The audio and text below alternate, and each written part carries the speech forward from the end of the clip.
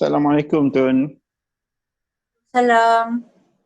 So baru-baru ni Tun ada call saya menyatakan kebimbangan Tun berkenaan dengan keadaan semasa yang mana kita menghadapi pandemik COVID-19 ni dan cabaran-cabaran yang negara tu sekarang hadapi untuk pastikan penyakit-penyakit berjangkit yang lain tu kekal terkawal dalam situasi ni. Di apa pendapat Tun sebenarnya? Sebenarnya saya pun rasa bimbang.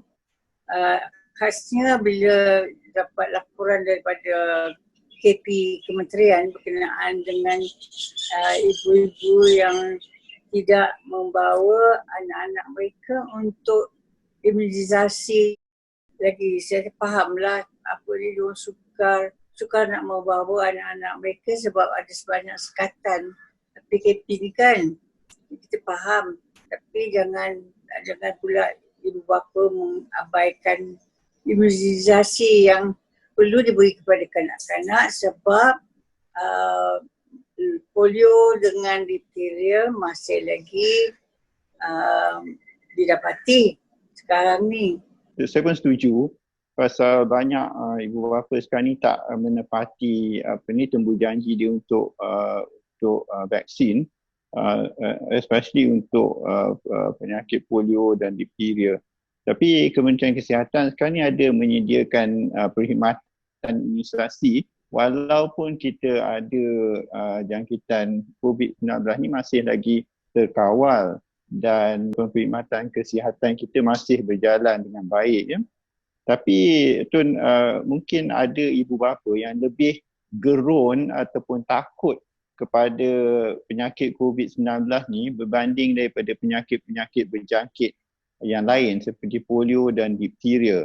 Jadi untuk ni apakah nasihat Tun kepada ibu bapa begini? Polio dengan difteria masih lagi di dalam kalangan kita dan kita tidak perlu abaikan tu.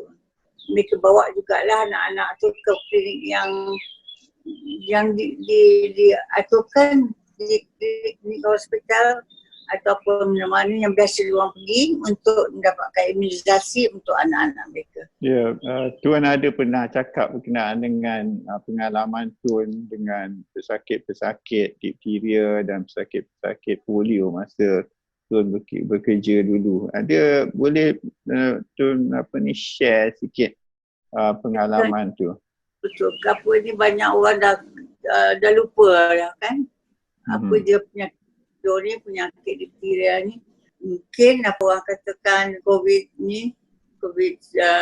ni lebih lagi dahsyat daripada polio ataupun difteria.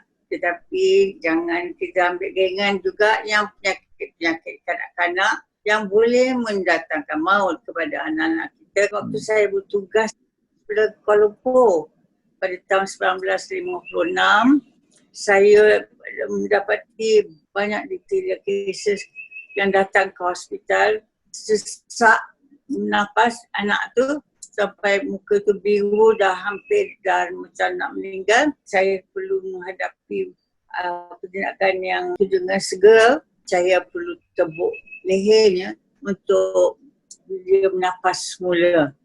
Dengan cara itu aja yang boleh diselamatkan anak-anak kita yang teruk dengan penyakit difteria. Sekarang ni mungkin ibu bapa tidak lihat ya macam mana susahnya dan macam mana kesian yang kita tengok anak-anak kita tu nak cuba bernafas tapi tidak boleh. Imunisasi mengikut jadual di klinik-klinik kesihatan. Yang kita tahu semua klinik kesihatan kita di dalam negara ni memberi imunisasi kepada anak-anak kita. Ini satu peraturan. Itu kita mestilah ambil peluang ini, yang keemasan ni di klinik-klinik percuma kan, dan untuk kita menyelamatkan anak-anak kita. Tapi masa ni Tun, PKP ni ramai ibu bapa yang takut nak keluarkan dia pun dia takut dengan penularan di hospital ke ataupun di klinik. Kita tahu bahawa klinik-klinik kesihatan sekarang ada prosedur yang baru untuk COVID. Bila nak datang bawa anak tu kena buat temu janji dulu.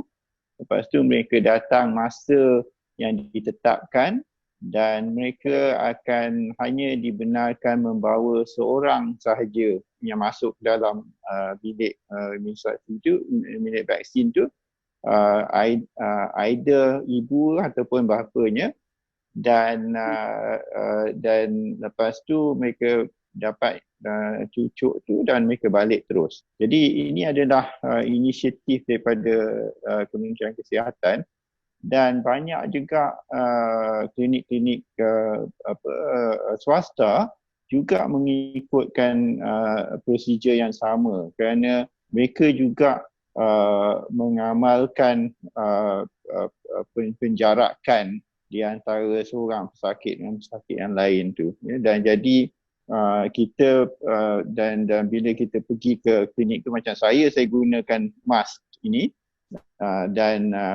tapi di Kementerian Kesihatan mereka menggunakan gaun dan juga penutup muka supaya tidak menjangkiti penyakit tu. Ini adalah untuk memberikan ibu bapa tu confidence bahawa pihak kementerian membuat semua yang mereka buat tu untuk memastikan anak-anak tidak dijangkiti. Kita bersama-sama berpakat, sama-sama kita ambil tanggungjawab untuk menjaga diri kita kan dengan anak-anak kita semua kan, insya-Allah kita akan diselamatkan. Kalau kita mengabaikan tanggungjawab kita untuk memelihara anak-anak kita yang kecil, ya, yang macam kita ni yang berumur lanjutan 90, macam saya suami isteri dah 90, anak saya dah 60, semua dalam lingkungan risiko.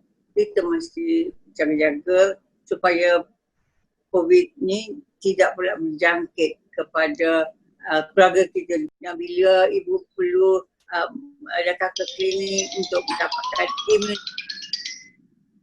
daripada klinik itu mencegah polio dan mencegah difteria.